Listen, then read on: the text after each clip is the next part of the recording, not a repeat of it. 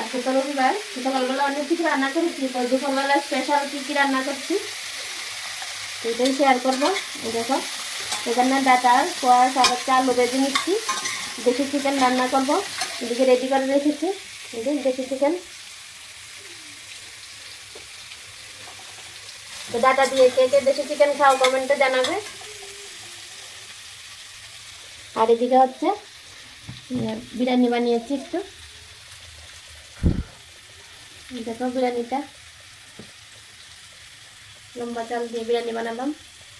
তো সানডে যেহেতু একটু স্পেশাল কিছু রাখতে হয় তার জন্য।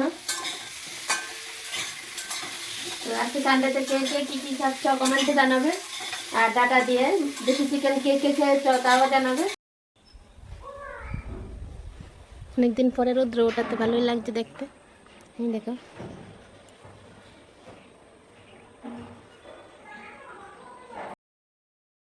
এই দেখো কতগুলা শস্য।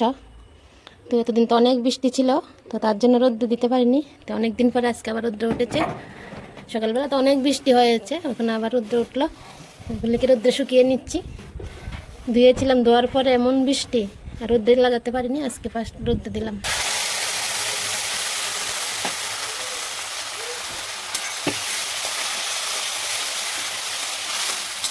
দেখো মশলাটা ভেজে নিচ্ছি। মশলাটা মোটামুটি ভাজা হয়ে গেছে, এখন চিকেনটা ম্যারিনেট করে রেখেছিলাম আগে, এটা ঢেলে দিলাম। এখন মিক্সড করে নিচ্ছি মশলাটা চিকেনের সাথে। আমার চিকেনটা কষানি হয়ে গেছে, জল দিয়ে দেবো। বিরিয়ানি যেহেতু হলো তো ডিম সিদ্ধ লাগবেই। দেখো লাল লাল দেশি চিকেন হয়ে গেল, এখন গরম মশলাটা দিয়ে নামিয়ে নেব।